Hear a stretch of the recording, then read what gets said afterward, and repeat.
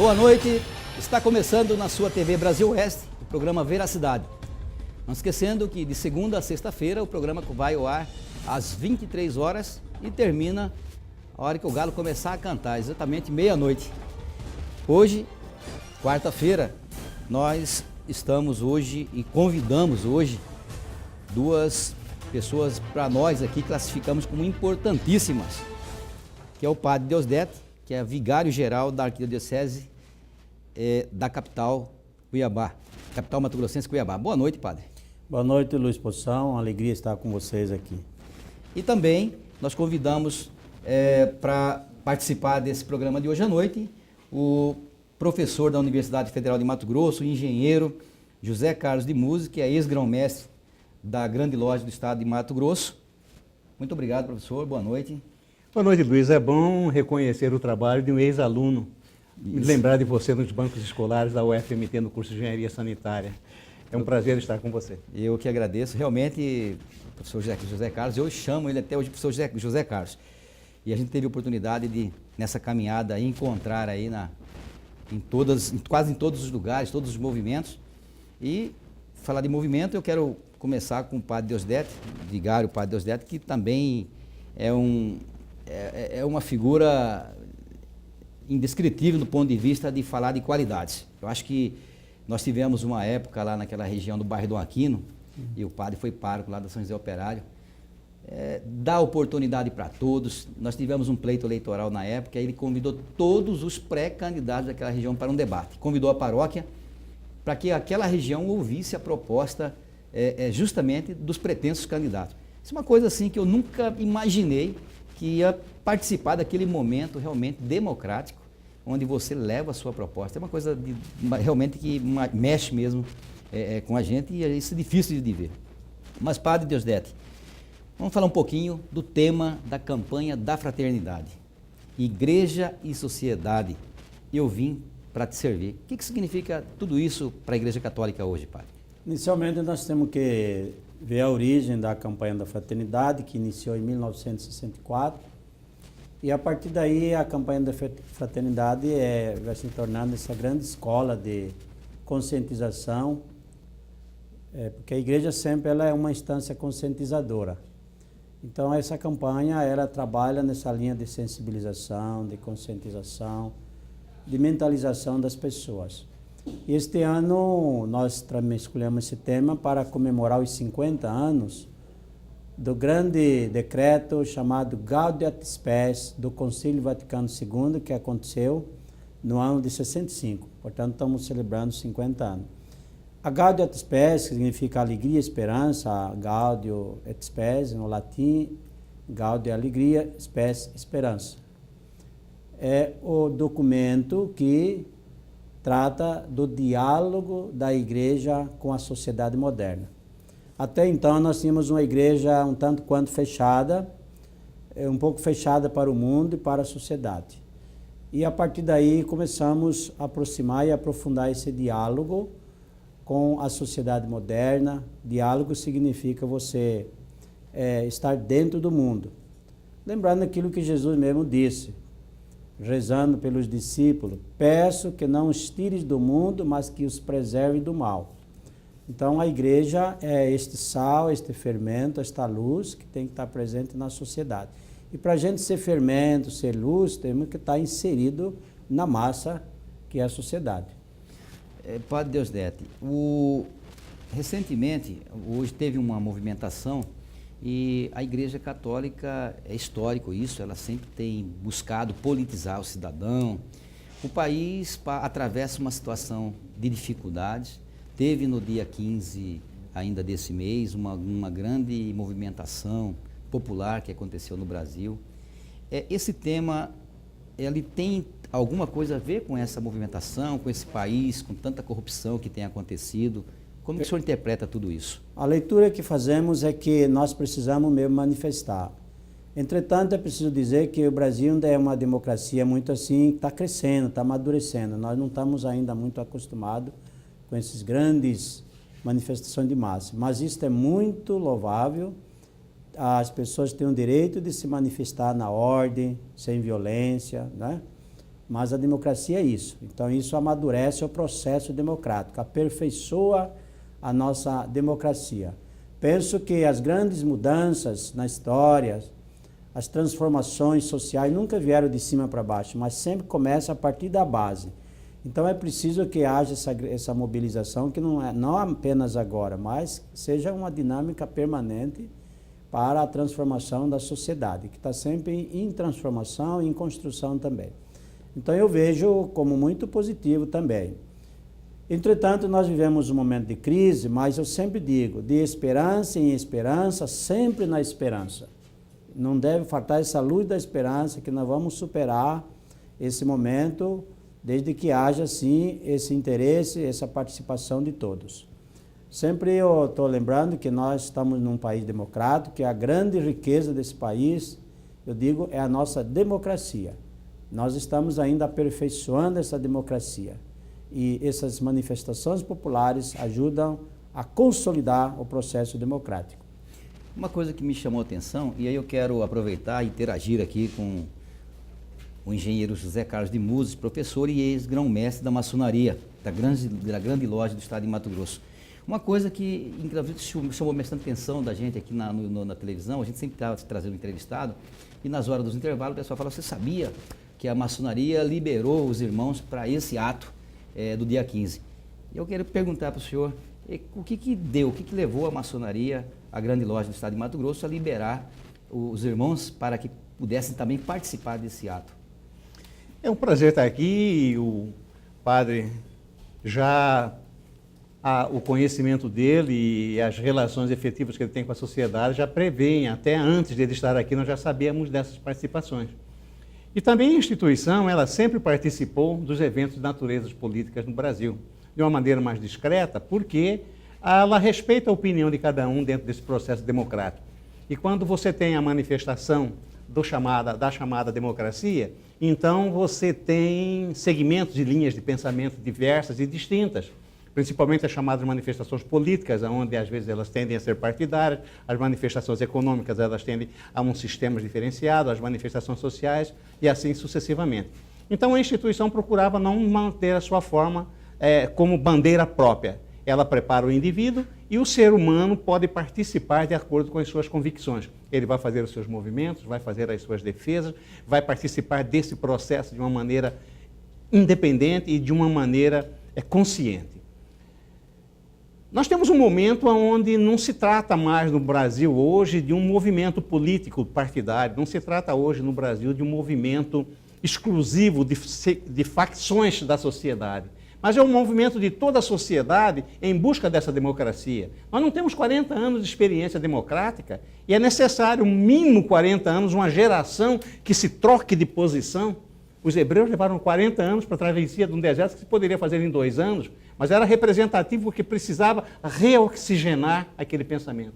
E o Brasil passa por esse processo de reoxigenação, com as instituições prontas, a igreja, partidos políticos, a justiça, o executivo, o judiciário, o povo em si hoje clama por necessidade de menos poder e mais participação popular, menos ordens vindo de baixo para cima e sim esperanças concretizadas que vão de baixo para cima, que não venham as imposições de qualquer natureza, econômica, sociais, políticas ou religiosa.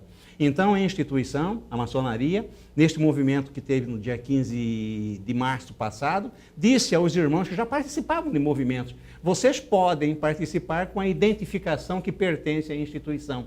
Não se envergonhem da sua instituição.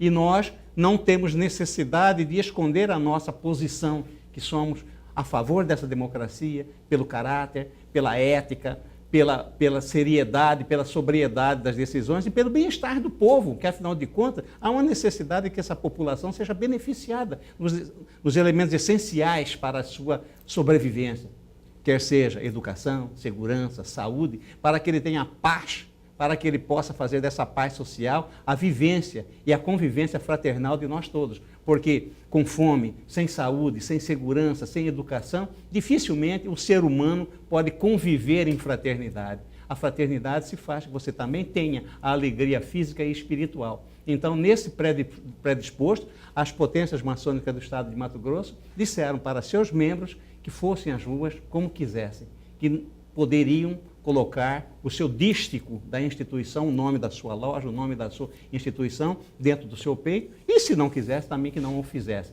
Provavelmente, uns colocaram, outros não, mas não importa, todos estavam lá, porque a busca da liberdade, a busca dessa igualdade, o busca dessa fraternidade, ela tem que ser com essa solidariedade humana, tão bendita agora que vamos entrar numa campanha religiosa para essa solidariedade. Não adianta as decisões serem tomadas por donos de poder. Os poderes caem, a humanidade fica. Luiz, eu queria só recordar ainda sobre essa ideia da mobilização, que de certa forma foi um teste para a nossa democracia, né? Tanto que as instituições continuam funcionando normalmente. Isso reflete o quê? Uma maturidade já da nossa democracia no país, que tem as manifestações, mas as instituições funcionam. Isso é muito positivo para toda a sociedade. E tem um instrumento que nós estamos debatendo aí na campanha da fraternidade deste ano, em relação à reforma política. A reforma política precisa sair do papel, nós precisamos discutir, criar uma mobilização. Como outrora nós fizemos a campanha do Ficha Limpo, reunimos milhões de assinaturas e a igreja também vai participar desse grande debate da reforma política com as assinaturas, porque a reforma política é necessária nesse país. Todos, já está um consenso nacional em torno desse, né? Por exemplo, só vou dar um exemplo, né? Um excesso de partido nesse país, né? É muitos partidos. A democracia moderna, forte do mundo, são poucos partidos, né? Nós temos quase 30 partidos na Nico, né? Isso. Então, isso aí precisa ser passado por um processo de redesenhar esse quadro político, estudo, reflexão, de maneira serena, de maneira aprofundada, com todas as forças vivas da sociedade, acho que tem que participar, né? A igreja tem que estar participando também. Você que ligou sua televisão, nós estamos entrevistando o Padre Deusdedit, que é o vigário-geral da Arquidiocese de Cuiabá, e também o professor José Carlos Muses, que é ex-grão-mestre da maçonaria da Grande Loja do Estado de Mato Grosso. Nós vamos a um pequeno intervalo comercial e já voltamos.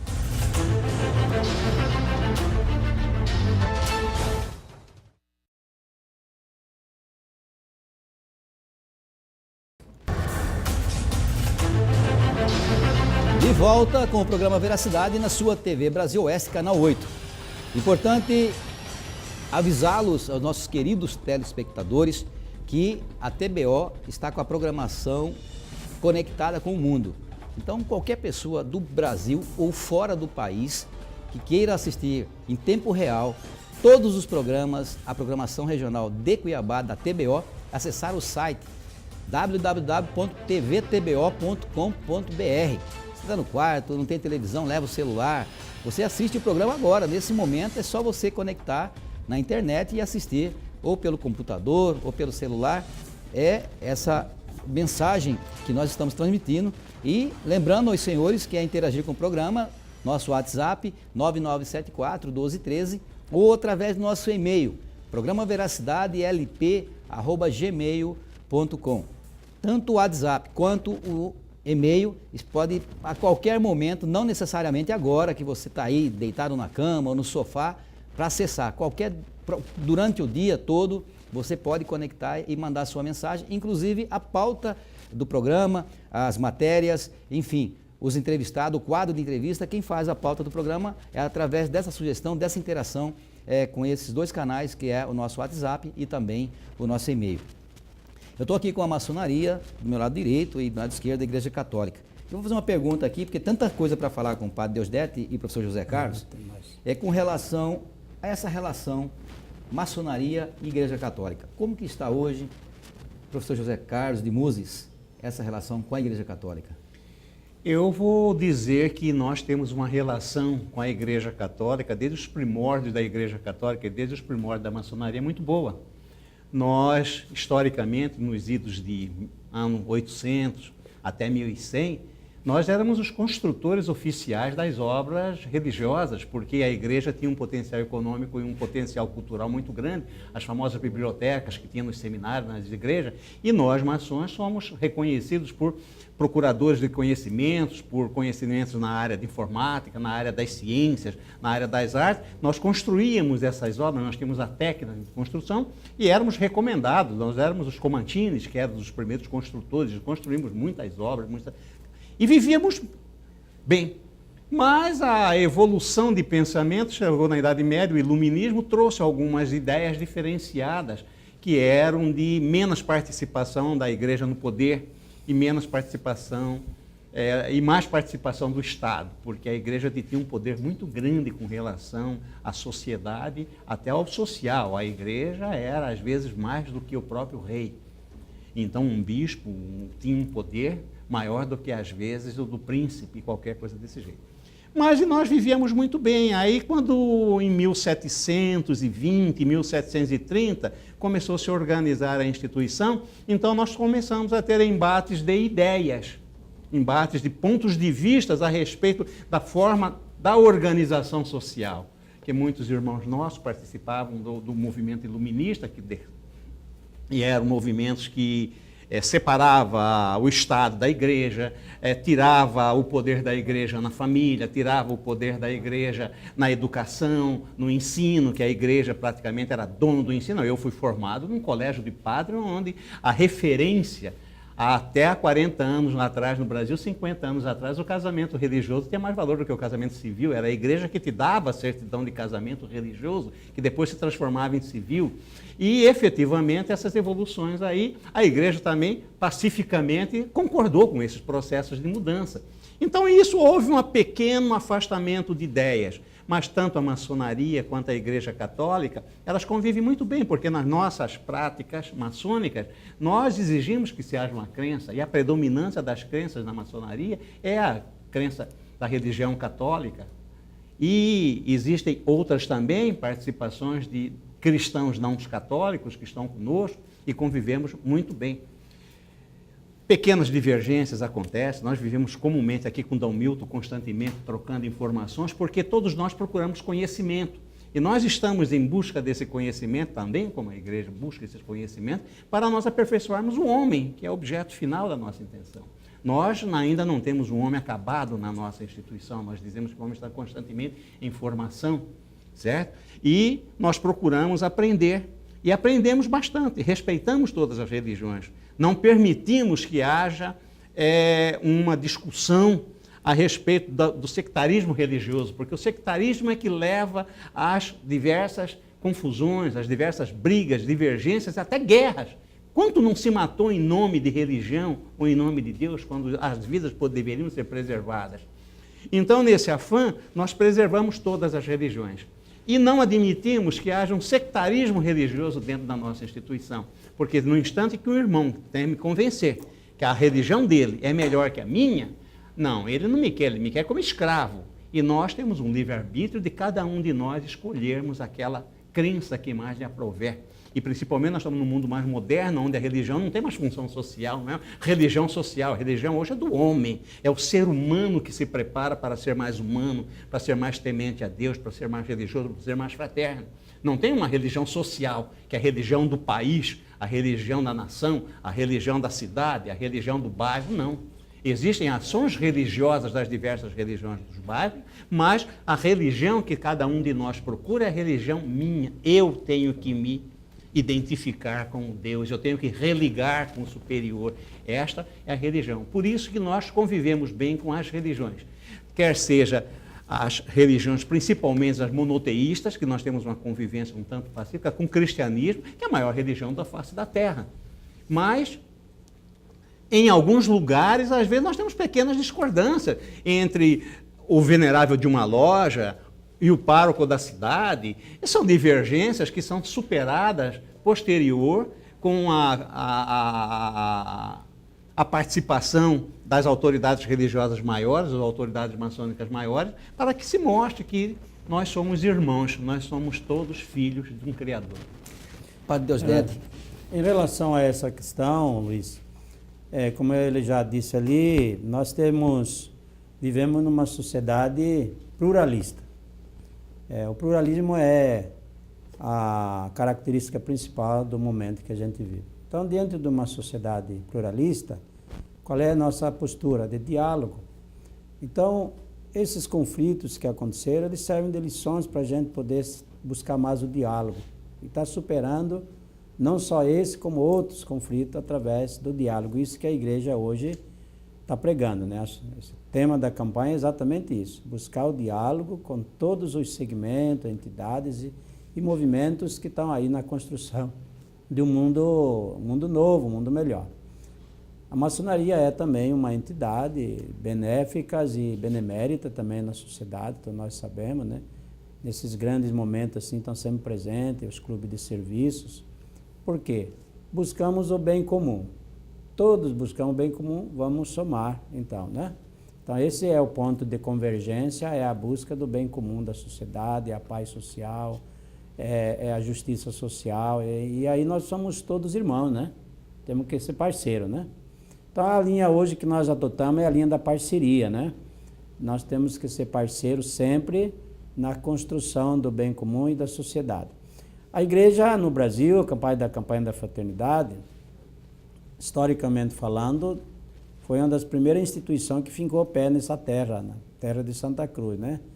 Quando Pedro Cabral chegou lá em Cabralha, Porto Seguro, lá teve a primeira missa, e a partir daí já vieram as ordens religiosas com suas escolas, alguns abriram creches, orfanatos, hospitais, né? Então, a igreja, historicamente falando, contribuiu muito com a construção da nação brasileira. Então, isso que a gente quer que seja reconhecido hoje também. Quem não se lembra, por exemplo, aqui em Mato Grosso, o hospital de Quiratinga, onde atendia os pobres, mantido pela igreja, né? As santas casas de misericórdia nesse país, onde estavam as irmãs trabalhando, né? As escolas católicas que formou geração de pessoas, inclusive ele falou aqui que é salesiano, né? Então eu quero dizer que a igreja contribuiu muito para a construção da sociedade que temos, a formação da nação brasileira. Isso é importante para a gente dizer agora que estamos celebrando essa campanha da fraternidade. Agora, o que está ocorrendo hoje é uma tendência do laicismo. Uma coisa é ser o Estado laico, que é uma concepção moderna de Estado. Isso surgiu depois do modernismo para cá. E eu acho muito louvável. O Estado laico significa que o Estado vai garantir o direito de todas as manifestações religiosas estarem ali, se manifestar. Não adotar uma religião, né? Porque aí vai destruir as outras, né? Não, é garantir o direito de todas as igrejas e religiões se manifestarem. Agora, o laicismo é diferente. O laicismo é a tendência de excluir as igrejas, não só a católica, dos grandes debates nacionais, das discussões éticas, da questão política. Então, há uma certa tendência hoje para o laicismo, né? Inclusive, eu estive olhando, acompanhando ultimamente o nosso promotor, que entrou com um pedido no Supremo Tribunal para retirar a Bíblia Sagrada de algumas bibliotecas públicas. Está sendo questionado, debatido, né? É uma postura um pouco assim equivocada, me parece. Até porque as raízes do povo brasileiro é uma raiz cristã, né? A Bíblia é um livro universal, né? Eu só estou dando um exemplo, né? É o livro mais vendido e mais lido na face da Terra em toda a sua história. Então, como que não pode estar numa biblioteca? Pois é, a biblioteca é uma riqueza cultural, né? A Bíblia tem uma cultura atrás também. Então, eu quero dizer, Luiz, que nós contribuímos muito com a sociedade brasileira, então a campanha da fraternidade nos quer assim, mais presente também. Nós não queremos formar candidato para representar a igreja, não é isso. Nós queremos formar cristãos com valores éticos, morais, para representar a sociedade. Por exemplo, nós não somos a favor de ter a bancada católica lá, não. Nós queremos que sejam pessoas que representem a sociedade com os valores éticos, com os valores do Evangelho. Então, a igreja ela trabalha assim para o bem de todos, não é visando formar uma bancada para ela, né? nesse sentido de formar. Tá certo. Bom, você que ligou sua televisão, nós estamos entrevistando o padre Deusdedit, que é o vigário-geral da Arquidiocese de Cuiabá, e o professor José Carlos Musi, ex-grão-mestre da Grande Lodge do Estado de Mato Grosso.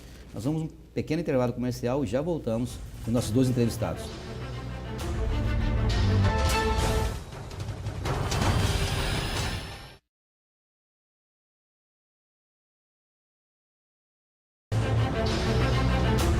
De volta com o programa Veracidade, na sua TV Brasil Oeste, canal 8. Não esquecendo que o programa Veracidade vai ao ar de segunda a sexta-feira, a partir das 23 horas. Interagir com o programa, nosso WhatsApp 9974-1213 ou através do nosso e-mail, programaveracidadelp@gmail.com. E lembrando que nós estamos aí conectados com o Brasil todo, com o mundo inteiro, através do site www.tvtbo.com.br. Hoje nós estamos entrevistando o professor da Universidade, o engenheiro José Carlos de Musi, assim como o padre Deusdedit, que é o vigário-geral da Arquidiocese de Cuiabá, e o Musi representando aqui a Grande Lodge do Estado de Mato Grosso. Padre Deusdedit, nós estamos aqui praticamente quase que entrando na Semana Santa. Nós estamos também na Quaresma. Sim. Eu queria que o senhor me explicasse aqui para a gente e para o telespectador o que tem significado a Quaresma e essa Semana Santa que já está aí adentrando na próxima semana. A Quaresma está terminando, então foram esses 40 dias de preparação para a Semana Santa. E durante a Quaresma nós trabalhamos a campanha da fraternidade com essa temática que nós já falamos. Também o lema "Eu vim para servir", que todo cristão tem que ser como Jesus, uma pessoa servidora neste mundo. Cada um fazendo a sua parte, contribuindo com a sua cota de colaboração para transformar este mundo e a sociedade, servindo as pessoas. Então isso seja na família, no ambiente de trabalho, no ambiente de lazer, no ambiente político, nós devemos estar a serviço. Aí está todo o sentido da nossa vida neste mundo. Quem não vive para servir não serve para viver, né? Isso é um lema, né? E a gente descobre a alegria de viver e a felicidade quando a gente coloca a vida a serviço.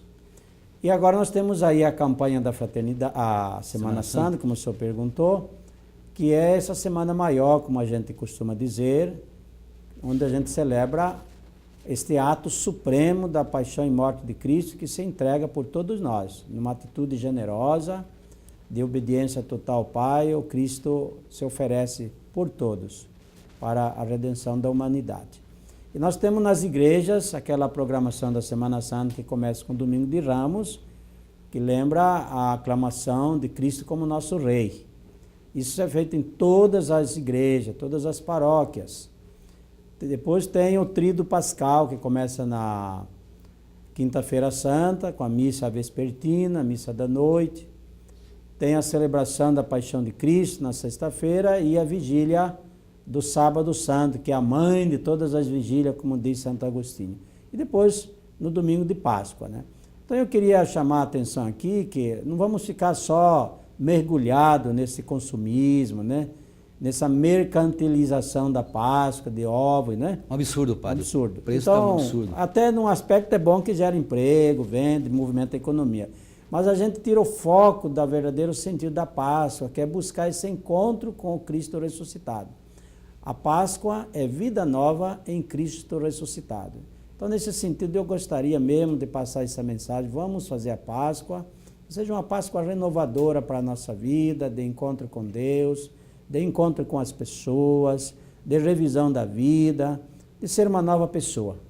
Padre, uma coisa que eu queria aproveitar e perguntar. Eu lembro quando mais jovem, durante essa Quaresma, tinha uma sexta-feira, o pessoal não comia carne, só peixe. Na Semana Santa, os rádios só tocavam aquelas músicas realmente que não tinha nada a ver com a música muito religiosa. Não se ouvia o som, o pessoal não fazia um barulho. E essa cultura, acabou tudo isso, padre? Não, continua. Nós vivemos numa sociedade secularizada, onde o sagrado perdeu muito o seu lugar de espaço, né? Foi deslocado. O Dia Santo, por exemplo, as pessoas viajam, vão fazer turismo, nós realmente perdemos. É a secularização da sociedade, a dessacralização das coisas. Então, nós temos aí a questão do jejum, por exemplo. É importante, O jejum até é bom para a nossa vida pessoal, física, né? Mas é muito recomendado pela Bíblia como purificação. O jejum não é só deixar de comer carne, mas passar assim a pão e água, como a gente disse. Porque você fica sem comer a carne, mas depois faz um banquete de bacalhau ou de peixe, que é muito mais, né? Que é o manjar dos deuses, como a gente fala. Então é preciso a gente ter um pouco de sobriedade também na questão da alimentação. A relação da quaresma com peixe, ou sexta-feira, está também ligada à questão bíblica. Jesus, com 2 peixinhos e pãezinho lá, ele multiplicou a multidão, né? Então é o sentido da partilha. O peixe é símbolo da Eucaristia, é símbolo do próprio Cristo, né? Então quando as pessoas buscam comer o peixe, devia lembrar, olha, eu também tenho que buscar esse alimento divino, que é encontrar-me com Jesus Cristo. Está aí, Padre Deusdedit falando com a gente sobre a questão do significado da Quaresma, da Semana Santa. Eu quero, da mesma forma que perguntei para o Padre Deusdedit, essa questão dessa cultura que tinha da música, o pessoal ao invés de ouvir uma música sacra, ao invés de praticar o jejum, realmente está desvirtuando. Eu quero perguntar para o José Carlos, o engenheiro, grão-mestre da Glente. Hoje eu percebo, quando a gente fala de maçonaria, o pessoal benze o corpo, meu Deus do céu, ali tem pacto com o demônio. Por que está acontecendo? Qual que é a visão que a população tem com relação à maçonaria? Que isso é quase que o pessoal que não tem esclarecimento fala que a maçonaria tem um pacto com o diabo. Aí um monte de nego com terno entrando dentro do cemitério de madrugada, eles vendem a alma para o diabo. O que acontece? Eu queria que o senhor aproveitasse aqui o nosso programa e pudesse esclarecer o que acontece que as pessoas têm tanto medo da maçonaria. Historicamente, ela, por ser uma instituição que tem seus princípios básicos do esoterismo, então a prática da alquimia, a prática das ciências naturais e não naturais, então nos primórdios do tempo havia uma prática dessas questões. E posteriormente nós começamos também a ser obrigados a viver escondido, porque nós éramos os idealistas, nós éramos os que levávamos a mensagem da nova vida que acontecia, do ser humano a ser parte de um processo de formação do Estado. Então, a concepção do Estado, que vinha substituir todas as outras autoridades, quer sejam religiosas, quer sejam monarcas, que dominavam a população, e aparece esse grupo que grita, que clama pelo direito do ser humano, pelo bem-estar do ser humano, pela vivência do ser humano. Foi perseguido em tudo quanto é lado. Então, nós fomos obrigados a esconder, a fazer nossas reuniões secretas. Nós fomos perseguidos, como membros da igreja cristã também foram perseguidos. Nós também fomos perseguidos. E ao ser perseguidos, nós éramos escondidos, fazíamos nossas reuniões nos escuros. Então diziam que nós tínhamos pacto com o diabo, porque nós éramos capazes de esconder, de escapar, valer, e dizíamos propositalmente que ali estariam reunidos o diabo, porque o pessoal tinha medo de Satã, porque a grande conflito da humanidade criada nas religiões é o oposto entre o bem e o mal. No caso, Satã representava o mal. Então nós estávamos representando o mal porque nós éramos opositores, nós gritávamos por liberdade, nós íamos à força. E essa convivência nos ensinou a sobreviver, como os cristãos sobreviveram nas catatumbas, nós também sobrevivemos nas nossas lojas, escondidos, secreto, tomando as nossas decisões e só entre nós para que não fôssemos sacrificados, para que nós preservássemos a nossa vida e dos nossos familiares. E nós nunca fizemos questão de desmistificar essa coisa. Então, até hoje as pessoas falam, ainda bem que benze o corpo quando falam que existem maçons, mas nós nunca fizemos essa preocupação de desmistificar e também não nos faz mínima diferença. Não entendemos como ser pejorativo em dizer que ali reúnem essas pessoas porque nós vestimos de preto. Entra no cemitério de madrugada.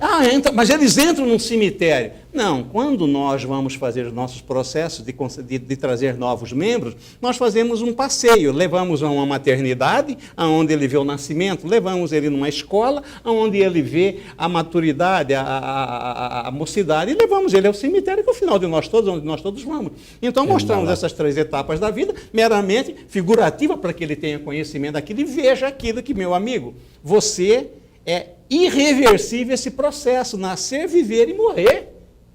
Então, você tem que ter plena consciência disso. E aonde que eu posso mostrar a morte? Num acidente de automóvel? Talvez se eu fosse no pronto-socorro municipal, teria muito mais morte do que lá. Não, nós levamos a morte consumada, está enterrada de uma maneira religiosa, porque os cemitérios são estabelecimentos que tradicionalmente são cristãos, aonde leva-se pela tradição cristã, enterra-se daquela maneira, como pela tradição judaica enterra-se daquela maneira. E por que só a participação de homem?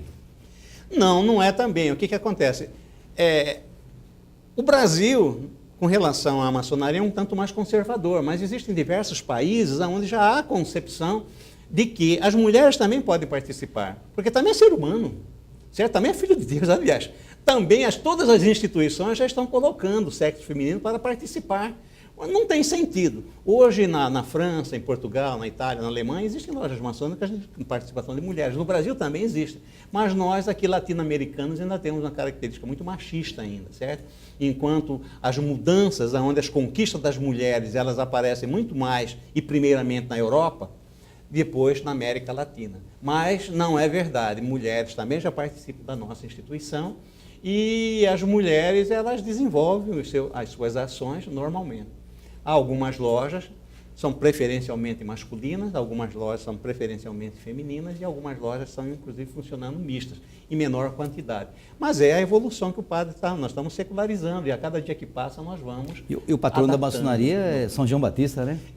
O São João, nosso padroeiro, certo? Porque o São João, gozado, é o santo cristão que é representado no islamismo, é referenciado no islamismo, é representado no ateísmo, referencia-se o João, certo? No islamismo referencia o João, no cristianismo referencia o João. O João, um líder, viu? Um senhor líder, viu? Uma boa referência, e nós sentimos orgulho em dizer de São João e homenageá-lo. Interessante desmistificar isso, né? Porque é muito bom para o pessoal não ter essa visão. E vocês abrem a oficina com o livro da lei, que nada mais é do que a Bíblia Sagrada, né? Ali no centro do Para templo. os que são cristãos, a Bíblia é Sagrada. Para os que não são cristãos, pode ser a sua Torá, pode ser o seu Veda, pode ser qualquer o seu livro da lei, porque a religião para nós é a crença que ele tem. Existem países, existem instituições, existem organizações maçônicas em diversos países, aonde não se põe o livro da lei específico, se põe a vontade do seu religamento, a sua crença. Então não precisa dizer, a Bíblia é a crença dos cristãos, é o livro básico da lei dos cristãos, mas existem outras religiões na face da terra. A maior é o cristianismo, mas o islamismo é a segunda. E o padre até testemunha, uma das religiões hoje que mais tem adeptos, que a gente fala com tanta maldosidade, é o ateísmo. O Oriente Médio, as religiões são ateístas. Ateísta não é negar Deus, viu? E você que ligou essa televisão, nós estamos entrevistando José Carlos de Musi, que é ex-grão-mestre da Grande Loja do Estado de Mato Grosso, assim também o padre Deusdedit, que é o vigário-geral da Arquidiocese de Cuiabá. Nós vamos a um pequeno intervalo comercial e já voltamos no último bloco do programa.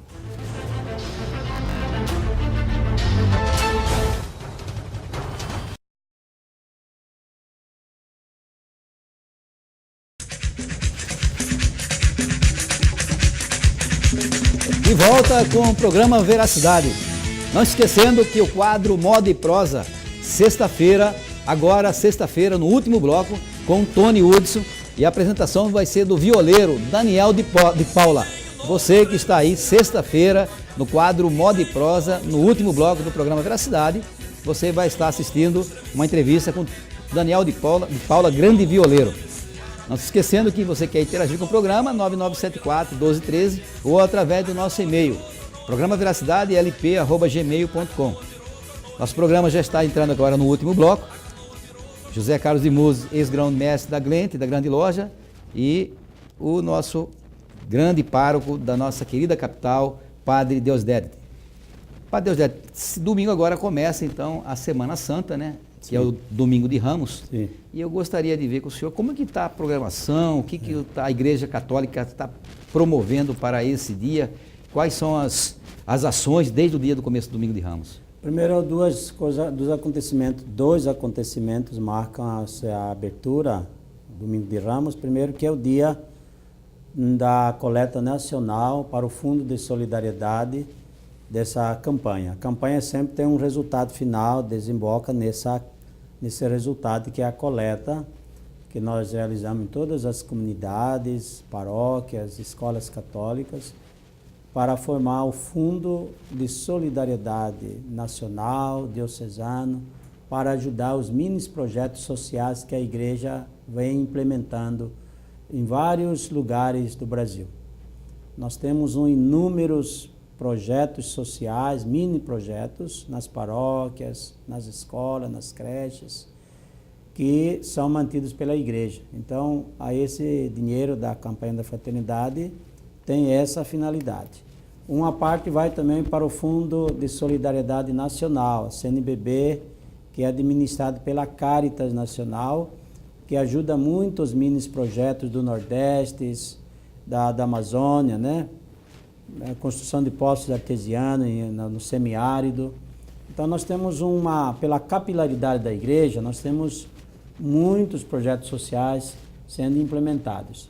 E esses projetos, eles têm uma certa autonomia, que é o nosso dinheiro mesmo dessa campanha que mantém vivo esses projetos. Não dependemos quase de governo, não temos convênio, quase sempre são essa coleta nacional. Então nós vamos ter essa coleta agora, no Domingo de Ramos. E depois temos a programação, como eu já anunciei aqui, e que nós fazemos aqui até um convite, conclamamos a todos para que participem da Semana Santa na sua comunidade, começando com o Domingo de Ramos, que é a bênção dos ramos, tem aquela procissão nas comunidades, depois temos a Semana Santa também de reflexão, de oração, onde o protagonista maior é a pessoa adorável de Jesus, crucificado e também ressuscitado. Então eu convido a todos para que venham participar da Semana Santa, nesse clima assim de oração, de reflexão sobre a sua vida e também sobre essa aproximação de Deus. Lembrando sempre que a Semana Santa tem que trazer esse benefício maior. Eu vejo muito assim a dificuldade hoje, como eu disse, com a secularização. A Semana Santa se tornou uma semana de lazer, de pescaria, de passeio. Eu até faço uma grande campanha na própria comunidade para que as pessoas não viajem, né? Fiquem na comunidade, porque a gente vai celebrar o ato supremo da nossa redenção e as pessoas vão embora, vão passear, né? Então, que as pessoas fiquem na sua comunidade, participando de todos os atos religiosos da Semana Santa, para dar vida à Semana Santa. Porque esse esvaziamento da Semana Santa se deve também a essa questão do laicismo, da secularização, do consumismo, do lazer, do passeio. É muita gente já programando viagem, né? Turnê por aí. Então, a gente um pouco esvazia a Semana Santa. E que todo esse espírito assim comercial também da Páscoa não deixa assim de ofuscar o brilho do Cristo ressuscitado que tem iluminar a vida de todos nessa Semana Santa. E eu já aproveito aqui, Luiz, para desejar àqueles que nos acompanham que tenham uma feliz e renovadora Páscoa. Aí o Padre Deusdedito dando o recado das ações que acontecerão aí na Semana Santa. Professor José Carlos de Muzes, maçonaria, qual que é o trabalho desenvolvido hoje pela maçonaria na área social? Vocês fazem trabalho também na área social? Todo ser humano é um ser social, e quando nós nos reunimos uma quantidade de valores humanos e que eles têm como principal finalidade das suas reuniões tornar feliz a humanidade, e temos uma humanidade extremamente carente de ações, nós não substituímos o governo, mas nós vamos onde falta o poder público e procuramos levar um pouco dessa assistência, de uma forma discreta, quer seja em creches, escolas, em promoções, em cursos, em formação de conhecimento, de maneira tal que possa construir um conhecimento dos nossos participantes, dos nossos membros, para melhorarem, aprimorarem. Não fazemos isso com uma função definida de obrigação. Pelo contrário, fazemos com as determinações das condições de cada uma das suas oficinas. Como nós temos uma quantidade de lojas, que são as nossas oficinas espalhadas no país, no mundo e no estado, cada loja faz a sua ação social como lhe prover, com a sua capacidade organizativa, com a sua capacidade financeira, com a sua capacidade de participação. E a participação isenta de que quaisquer outras instituições oficiais. São ações que cada um deles fazem isoladamente. O senhor é grão-mestre, ex-grão-mestre, o senhor é membro ativo de que loja hoje? Fui grão-mestre por 6 anos, eu sou membro ativo da loja Luz nas Trevas, número 77. Um nome até bastante simbólico, ou seja, quando a luz em várias trevas desaparece. E essa luz que chega é a nossa participação, a nossa vontade de tornar feliz a humanidade. Essas ações que nós fazemos, elas têm esse fim propício. Não substituir o Estado, não disputar com o Estado, não disputar com ninguém. Pelo contrário, aonde houver uma falta da presença do Estado, onde houver alguma necessidade, não é uma ação. A maçonaria não tem uma ação coletiva, ela tem uma ação no indivíduo, ela prepara o ser humano, ela procura melhorar o ser humano, o indivíduo, apara as arestas que ele tem, trabalha nessa pedra bruta que é o ser humano, tira as suas arestas, fazendo com que ele se torne melhor. Outra coisa, se fala que a maçonaria ela é muito elitizada. Isso procede, essa informação? Os membros, porque às vezes eu tenho um telespectador aqui assistindo, eu falei, eu queria ser um membro da maçonaria. Ele tem esse acesso, ele pode participar da loja? Sim, a maçonaria é livre, ele é acessado por qualquer ser humano, basta que ele seja indicado. É um processo onde é você que vai escolher participar da maçonaria. Pelo contrário, você recebe um convite. Lógico que a maçonaria exige de você conhecimentos culturais, porque é necessidade para que você seja um bom cidadão, você tenha um conhecimento construído. Então, que você tenha condições de defender onde você está, que você conheça as religiões, que você conheça os sistemas políticos, que você conheça os sistemas sociais, que você tenha o hábito da leitura, que você queira entender e saber por que ela faz. E, normalmente, as pessoas têm que ter um conhecimento, têm que ter uma formação convencional, acadêmica, relativamente boa, certo? E também têm que ter vontade de ter conhecimento. Então, as pessoas que não têm uma capacidade cultural atual nem progressiva, não se sentem bem dentro dela. É como os que não têm caráter não se sentem bem dentro dela, os que não têm ética não se sentem bem dentro dela, porque ela se alicerça toda em cima de um conhecimento, de um caráter elevado e de uma ética formada. Ele pode ser convidado e passa por uma sindicância e pode não ser aprovado. Ele pode ser convidado, ou seja, se faz um processo de convite. Eu lhe convido e você, nesse instante, me dá autorização para que esse grupo que te convidou pesquisar sobre você para saber quem você é. Ver como que você pensa, suas linhas de ação, suas linhas de conhecimento, suas linhas de religião, suas linhas de crença, quem é você.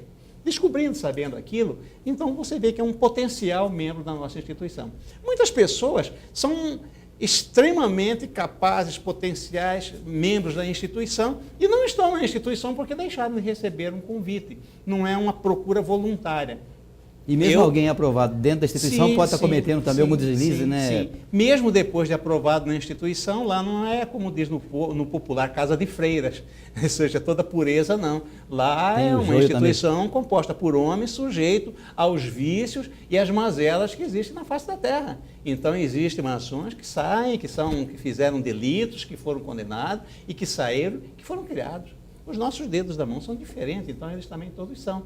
Então, alguns que porventura são conduzidos dentro da instituição maçônica não se dão bem lá dentro dela, têm liberdade de sair a qualquer instante. Não existe aquela história de que entrou na maçonaria não sai mais, senão morre, coisa e tal. Isso é mentira, isso é uma brincadeira popular, que as pessoas que entram na instituição, eles fazem um pacto, um compromisso de guardar segredos sobre aquilo que eles conversaram ali dentro, sobre seus sinais, suas palavras, seus ensinamentos, seus aprendizados. Não que seja um segredo, mas que seja discreto, que ele comente e não conte, não leve a público os seus procedimentos, certo? Que também é uma coisa que muitos não veem como uma grande mazela. Por que não deixa livre para que todos digam o que está acontecendo, o que foi que vocês trataram?